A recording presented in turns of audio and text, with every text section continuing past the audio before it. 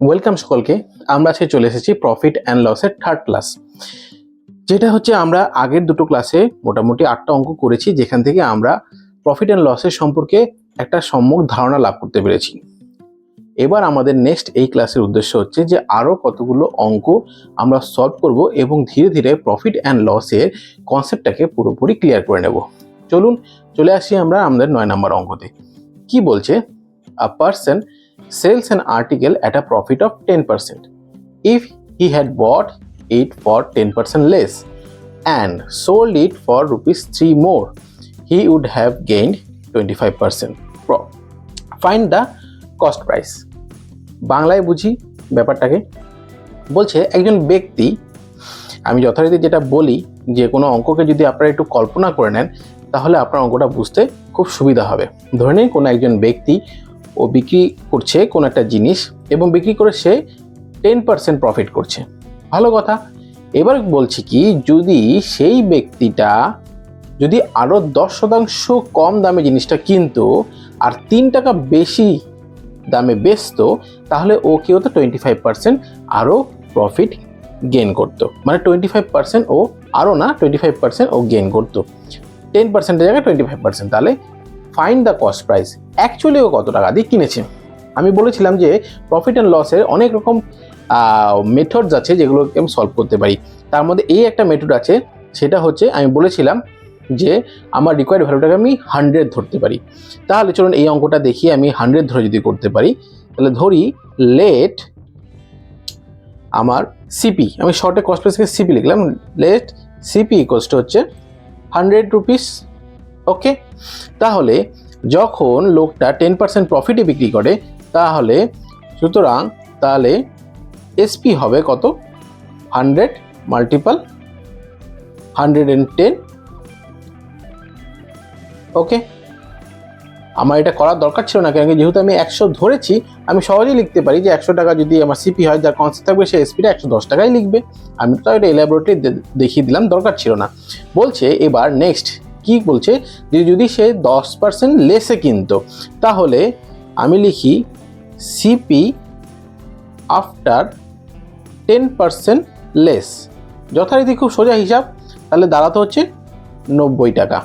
ওকে, তাহলে ও কত গেইন করতো? 3 টাকা যদি বেশি বিক্রি করতো আরও, তাহলে গেইন করতো 25%। তাহলে আমি লিখি এসপি আফটার 25% গেইন কত দাঁড়াচ্ছে? তাহলে 90-র 125 ডিভাইডেড বাই 100 যদি আমি ক্যালকুলেশন করি,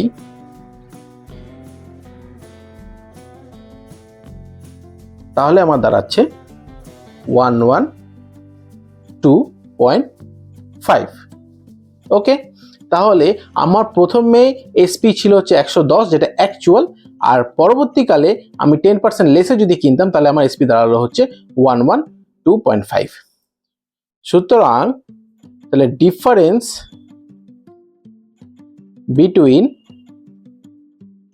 both SP equals to 112.5 minus 110 equals to হচ্ছে 2.5 রুপিস। এবার অঙ্কটা থেকে আমি বলতে পারি যে ডিফারেন্স যদি 2.5 হয় তাহলে সিপি হচ্ছে আমার 100। আর কি বলেছে? 3 টাকা আমাকে আরো বেশি বিক্রি করতে হতো, যেটা আমার অ্যাকচুয়াল এসপি রয়েছে। তাহলে আমার ডিফারেন্স হচ্ছে 3 টাকা হওয়া উচিত। তাহলে 3 টাকা হলে আমার সিপি কত? এটা যদি বার করি তাহলে অঙ্কটা চটজলদি বেরিয়ে যাচ্ছে। তাহলে লিখি if difference is 2.5 rupees, then CP equals to 100. Or if difference is 1 rupees, then CP equals to 100 divided by 2.5. Or if difference is 3 rupees, then CP equals to 100 divided by 2.5 multiple 3. Calculation করে আসবে 120 rupees. তাহলে আমার E number option সেটা হচ্ছে right. তার মানে আমার cost price হচ্ছে 120 রুপিস। এই যে প্রসেসগুলো আমি করলাম, এত ডিটেলে লিখলাম, যদি আপনি পরীক্ষা হলে করেন, আপনার প্র্যাকটিস যদি খুব ভালো থাকে, আপনি এটা এতটা না লিখে করলেও করতে পারেন। কনসেপ্ট যদি আপনার ক্লিয়ার থাকে আপনি ফটাফট খালি অঙ্কগুলো বসি করে নিয়ে অ্যান্সারটা করে দিতে পারেন। আশা করি এই অঙ্কটা আপনাদেরকে আমি একটু বোঝাতে পারলাম। চলুন আমরা যাওয়া যাক নেক্সট অঙ্কতে। এসে গেছি আমাদের পরবর্তী অঙ্ক নিয়ে, সেটা হচ্ছে পড়ে নিই। An article is sold at a profit of 20%. If both the cost price and selling price are rupees 100 less, the profit will be 4% more. Find the cost price. বাংলায় বুঝিনি। An article is sold at a profit of 20%. মানে একটা জিনিস একজন ব্যক্তি বিক্রি করছে 20% প্রফিটে, ঠিক আছে। If both the cost price and selling price আর রুপিস 100 লেস, মানে যে টাকা দিয়ে উনি কিনেছিল এবং যে টাকা উনি বিক্রি করছে সেটা দুটোই যদি 100 টাকা যদি কম হতো, তাহলে উনি 4% আরও, মানে 20% আগে প্রফিট করছিলেন, 4% মানে টোটাল 24% উনি আরও প্রফিট করতেন। Find the cost price. তাহলে এইটার অ্যাকচুয়াল জিনিসটার দাম কত ছিল। ঠিক আছে, এটা আমি আরেকটা মেথড দিয়ে অঙ্কটা দেখাচ্ছি। সেটা হচ্ছে যে এক্স ধরে আমি যেটা বলেছিলাম যে অনেক কটা অঙ্ক এক্স ধরে আমরা সমাধান করতে পারি। তাহলে লিখি let the CP of article equals to x rupees. ওকে, ঠিক আছে। এবার তাহলে আমার এসপিটা কি, হেন্স এসপি অফ আর্টিকেল ও 20% লাভে বিক্রি করে, এক্স মাল্টিপল 120 ডিভাইডেড বাই 100। এটাকে যদি আমি সমাধান করি দ্যাট মিনস 6x বাই 5। ওকে, এবার বলেছে কি বোথ দ্য কস্ট প্রাইস আর সেলিং প্রাইসকে 100 টাকা করে কমিয়ে দিতে হবে। তাহলে সিপি আফটার 100 রুপিস লেস কত হচ্ছে, x minus 100 rupees. Okay, and SP after 100 rupees less কত হচ্ছে, 6x বাই 5 মাইনাস 100। ওকে, এবার বলছে যে এই জিনিসটা করলে 4% মোর, দ্যাট মিনস 24% প্রফিট হতো। তাহলে আমি আগে প্রফিটটা বার করি যে তাহলে প্রফিটটা এই সময় তাহলে কত দাঁড়াবে। প্রফিট ইকুয়ালস টু কি হবে, SP minus CP, x minus 100 minus, sorry আমি ভুল বললাম, এটা হচ্ছে সিপি, আগে আমাকে লিখতে হবে এসপি। তাহলে 6x 5 minus 100 minus x minus 100। তাহলে আমার কত দাঁড়াচ্ছে, 6x বাই 5 মাইনাস 100, ব্র্যাকেট যদি উঠিয়ে দিই মাইনাস এক্স প্লাস 100, কাটাকাটি চলে গেল। তাহলে আমার দাঁড়ালো টোটাল কত, সেটা হচ্ছে নিচে চলে আসি, জায়গাটা আমার কম আছে, একটু অ্যাডজাস্ট করে বুঝে নেবেন, মাইনাস এক্স, এটা আমার দাঁড়াচ্ছে হচ্ছে প্রফিট। যদি আমি সলভ করি 6x minus 5x equals to হচ্ছে এক্স বাই 5 রুপিস, এইটা হচ্ছে আমার প্রফিট। সুতরাং পার্সেন্টেজ অফ প্রফিট কত হবে, x by 5 divided by cost price. Cost price কোনটা, এইটা নয় কিন্তু এইটা, এক্স মাইনাস 100 মাল্টিপল 100। যদি সহজ করে নিই, x by 5 multiple 1 by x minus 100 multiple 100, তাহলে এটা কাটাকাটি করে নিলাম, তাহলে হচ্ছে 20x divided by x minus 100। এইটা হচ্ছে আমার প্রফিট পার্সেন্টেজ।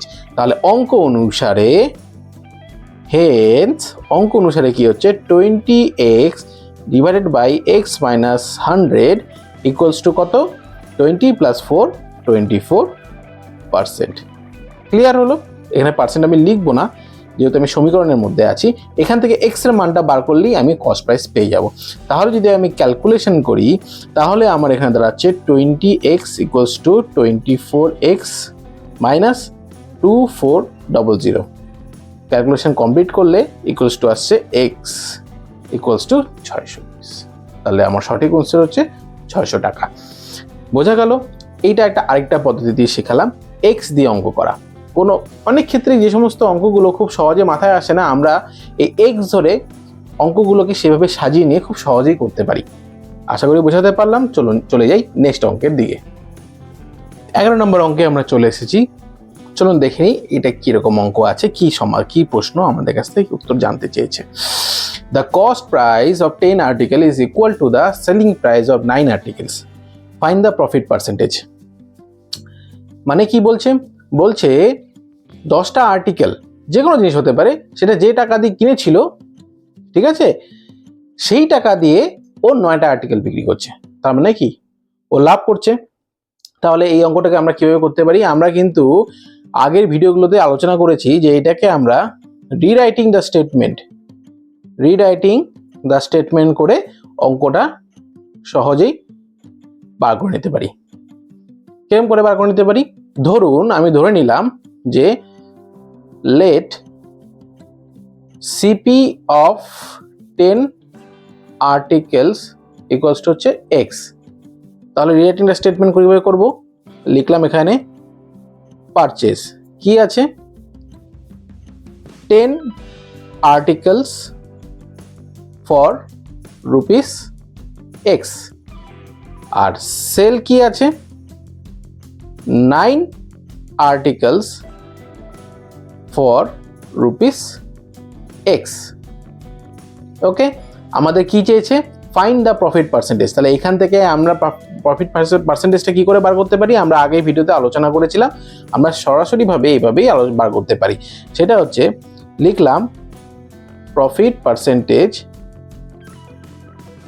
ইকুয়ালস টু কি হবে, এইটা মাল্টিপল এইটা, মানে x মাল্টিপল 10 মাইনাস এইটা মাল্টিপল এইটা, 9 মাল্টিপল x ডিভাইডেড বাই আবার same 9 multiple x multiple by 100। তাহলে যদি আমরা অঙ্কটাকে করি তাহলে আসছে 10x minus 9x divided by 9x multiple 100। যদি বার করা হয় তাহলে আসছে হচ্ছে 100 ডিভাইডেড বাই 9, তার মানে 11/9/1%। ওকে, তাহলে আমার উত্তরটা দেখি, বি নাম্বার অ্যান্সার হচ্ছে আমার সঠিক উত্তর।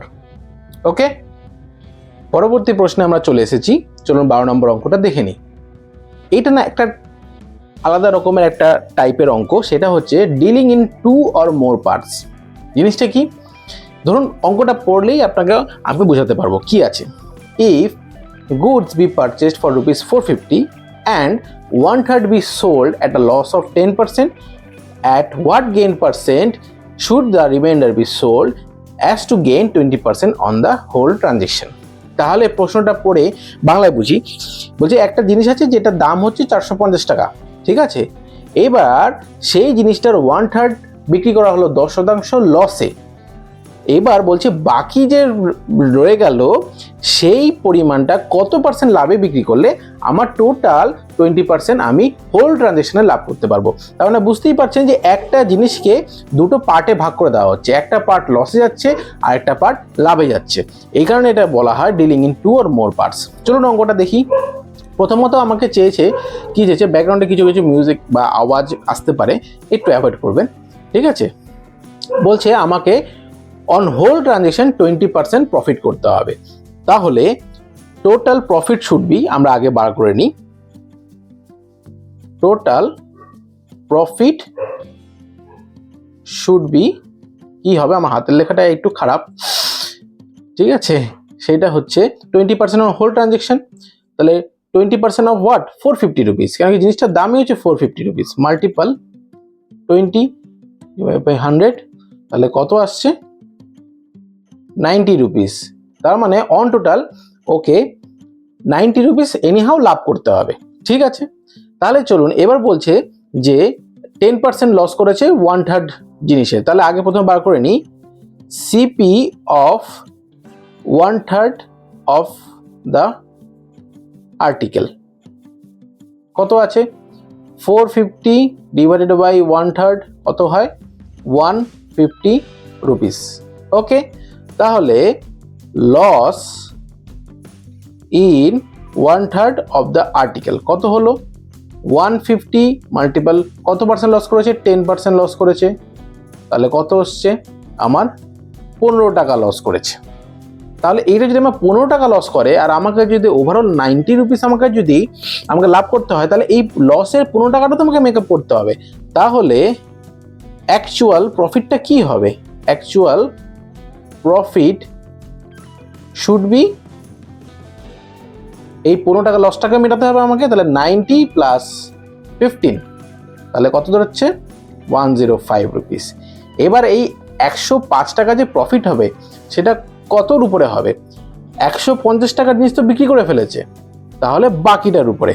তাহলে CP of 2/3 of the article কত? 400 মাইনাস 150 ইকুয়ালস টু 300 টাকা।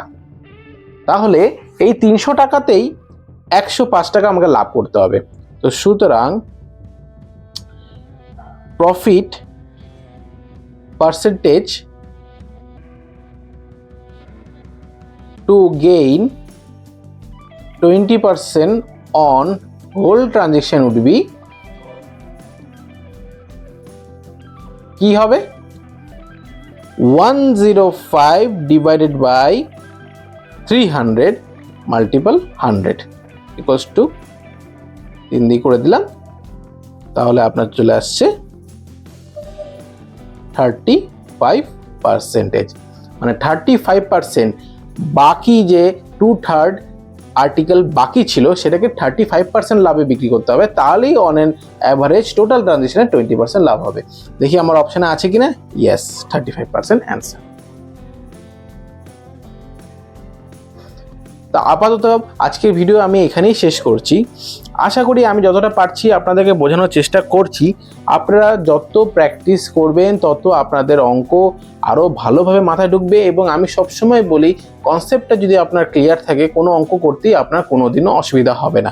আর কনসেপ্ট ক্লিয়ার করতে গেলে আপনাকে প্রথমে অঙ্কটাকে ভালোভাবে বুঝতে হবে, একটু কল্পনা শক্তিকে কাজে লাগাতে হবে, তাহলে চট করে আপনাদের মাথায় অঙ্কটা ঢুকে যাবে। এবং এই ভিডিওর আমার এটাই একটা উদ্দেশ্য যে অঙ্কটাকে শুধুমাত্র নিছক খালি সংখ্যের যোগ বিয়োগ গুণ ভাগ নয়, সেটাকে ভালো করে কল্পনা শক্তি দিয়ে ভালো করে পড়ে বুঝে নেওয়াটাই হচ্ছে অঙ্কের মূল উদ্দেশ্য।